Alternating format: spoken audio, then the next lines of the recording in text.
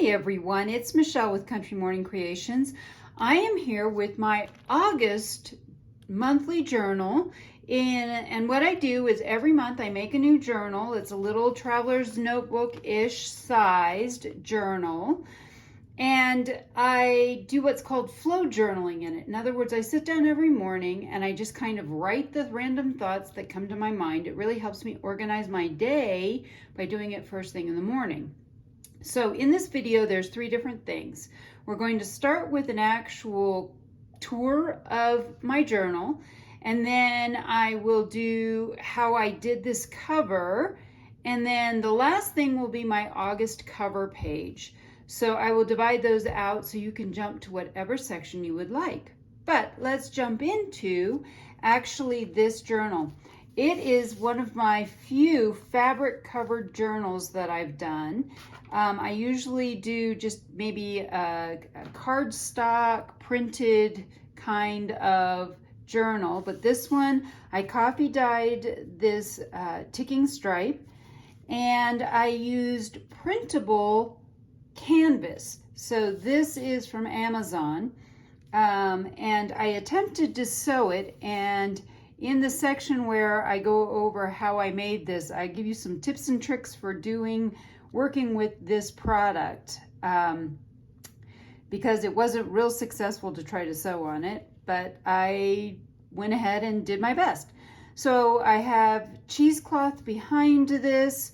I did avocado dyed fabric ruffle, some lace, and then a charm, and I show you how I put all of that together as well. On the inside, I used Grandma's Attic. This is one of the papers from Grandma's Attic, as well as this printable are all from my Porch Prints, Stephanie's. And then the inside, this part, I'm using Planning Janny, and I will link her below as well. I'll link both of these artists.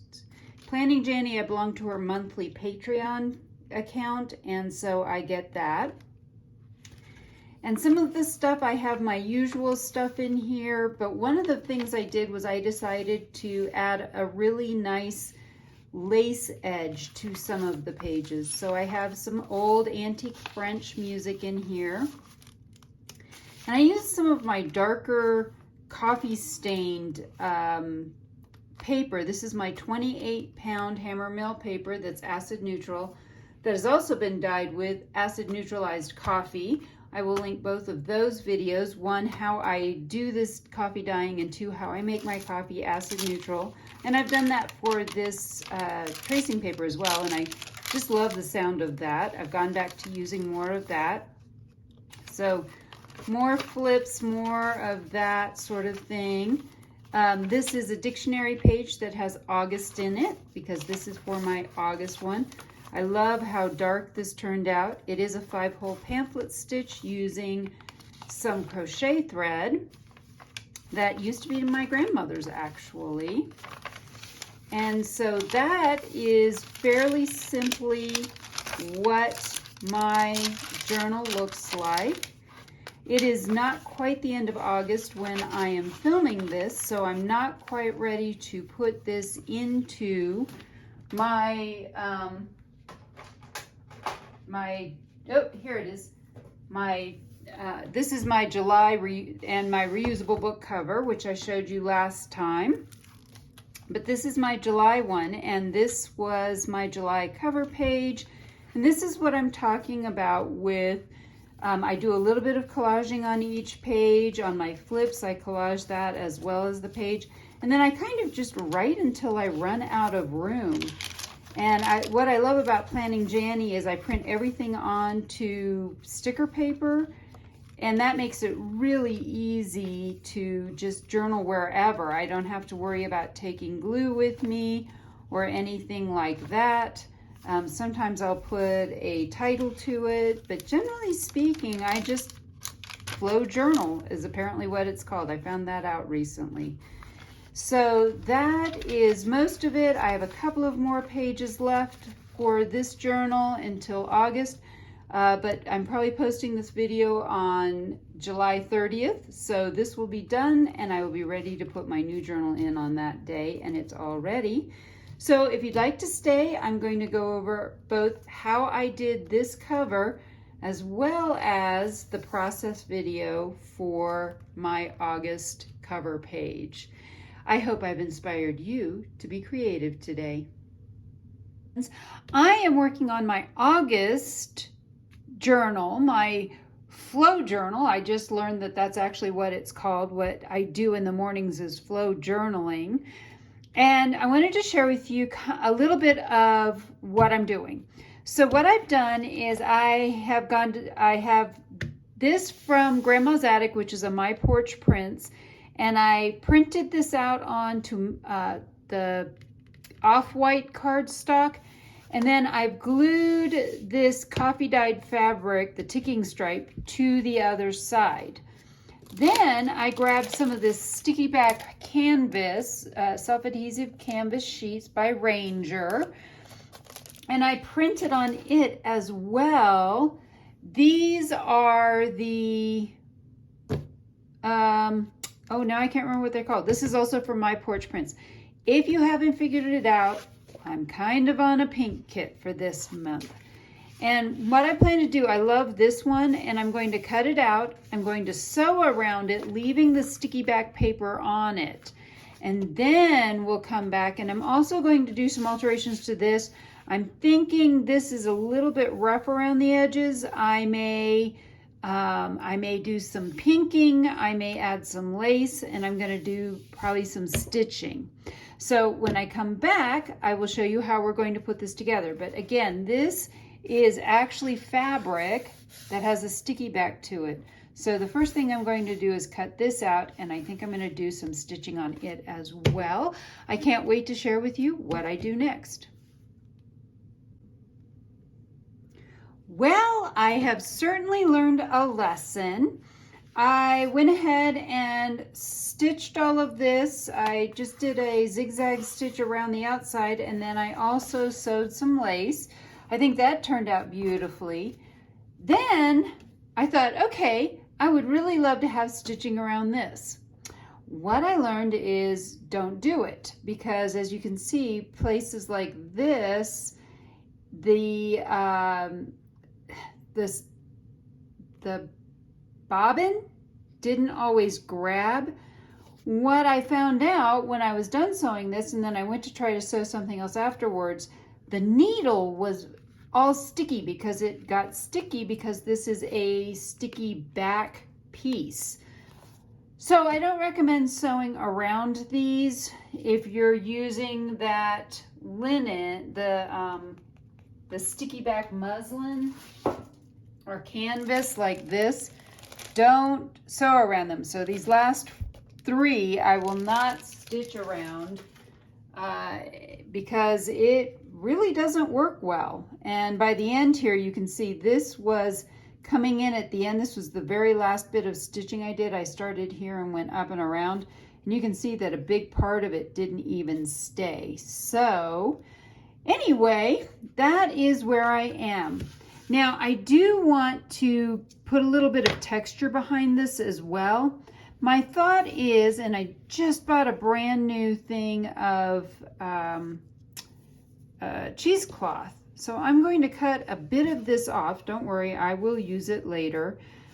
But I just wanted to use a little bit of this and just to give it a little bit of texture.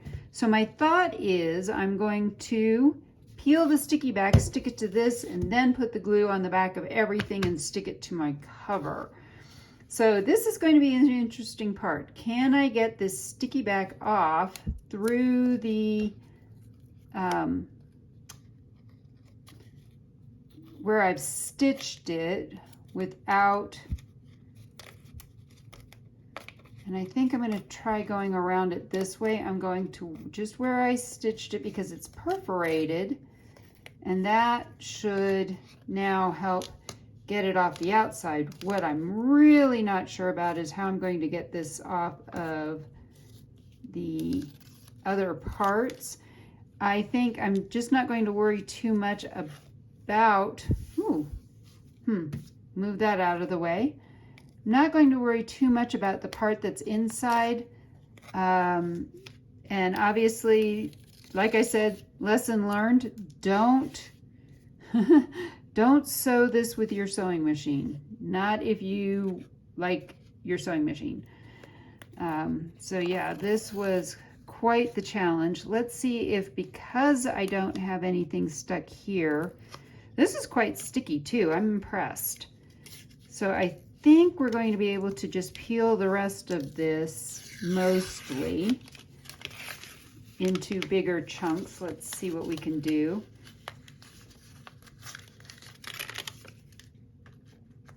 And there's going to be some of this left. I'm not going to worry about that because I think at this point exposing most of the sticky back will work.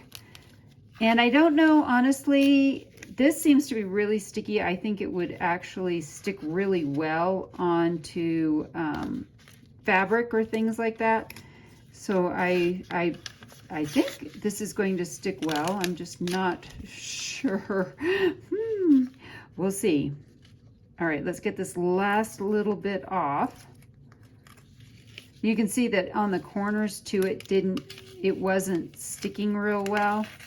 All right, I think that is probably enough. I'm going to put this all down again and spread it out a little bit better.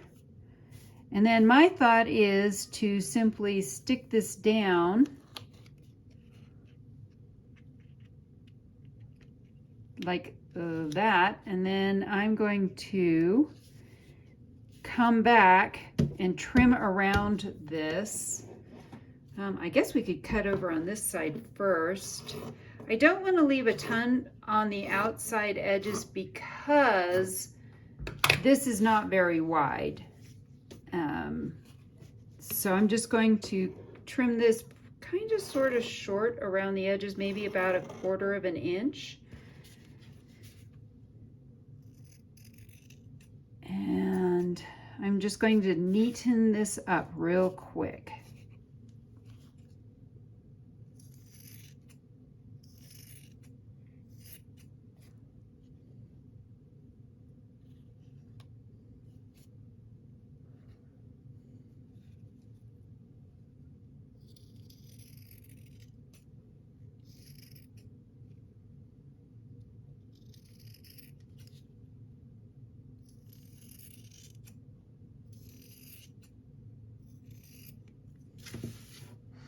All right, so now I've got all of this sticking out.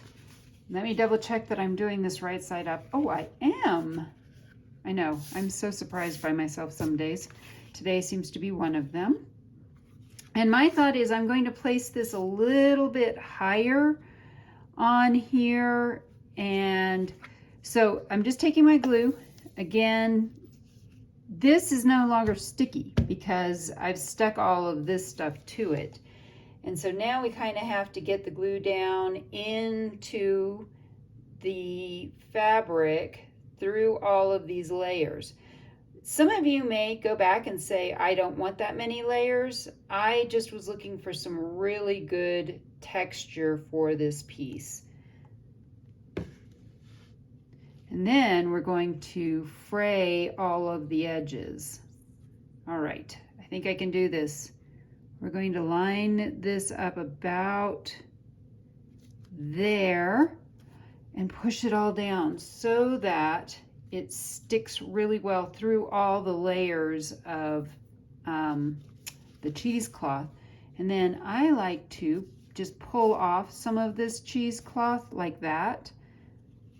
And then I have lots of layers of stuff just sticking out. And it's kind of gives it that very country-ish feel. All right, so there is that. I'm going to press it down really well again. Everything's sticking to my fingers now that I have a little bit of glue on them. This last little bit, I want to, I think I'm going to just add some lace on the bottom. I have a little bit, I'm a little bit concerned that this piece may come off because I left that too thick. I do have some ruffle that I made, and I'm thinking of combining that with lace, but let's see.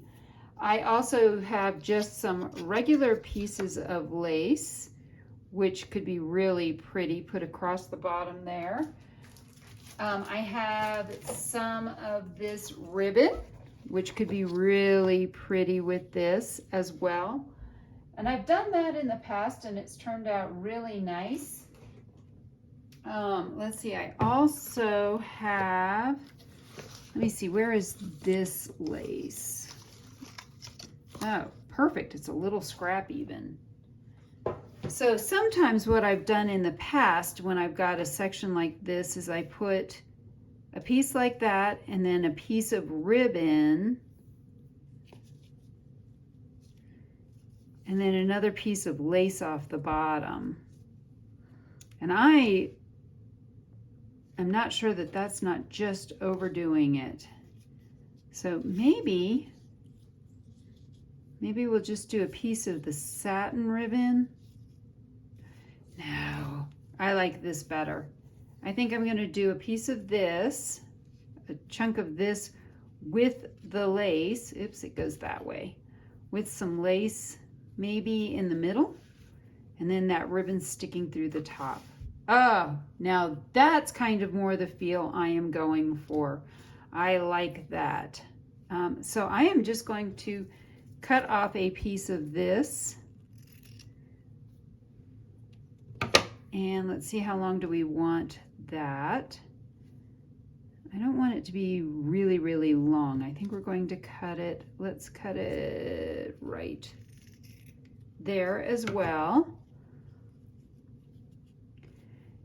And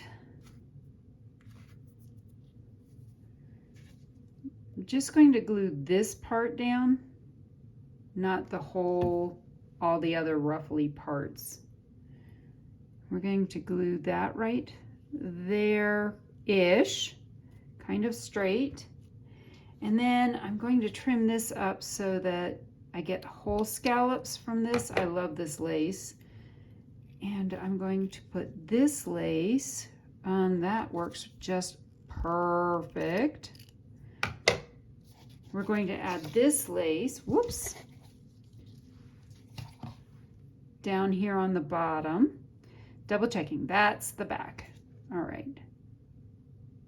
So I'm just going to add a little bit of glue to that part. And we're going to add that right over the top of that. And then I kind of feel like, do I want to do just a little bit more lace at the top? Maybe just a little bit, or a lace tab, or I think I'm going to be done. I think what I would like to do is I'm going to add a butterfly here.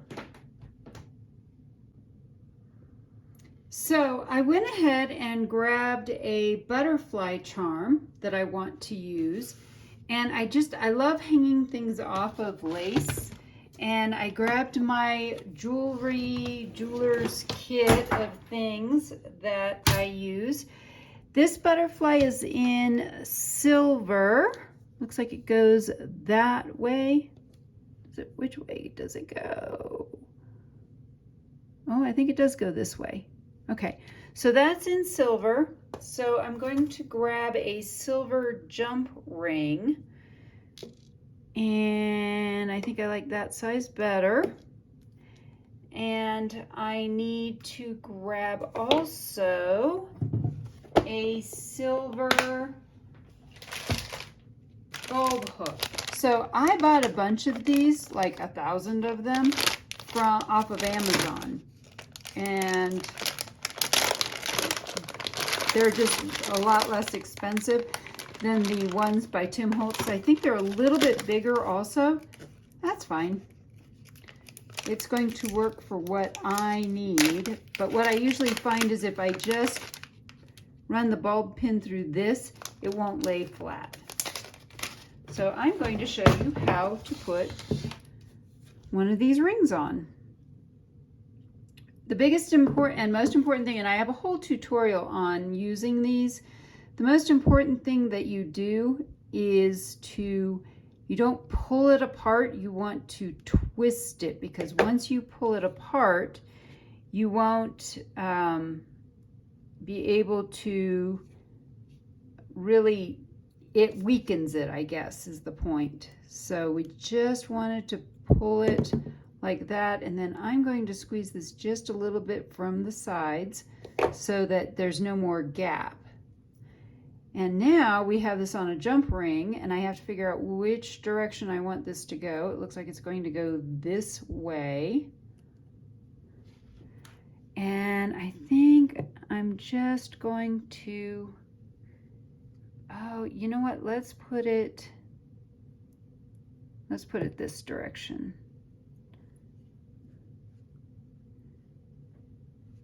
I feel like it will lay a little bit more flat if it's that way.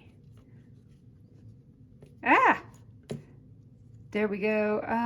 Let's move that up just a little bit because I feel like that is going to be too far down and hanging off the edge.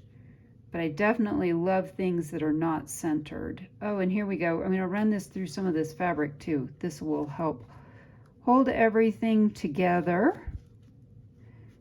And let's see if I can get that. There we go.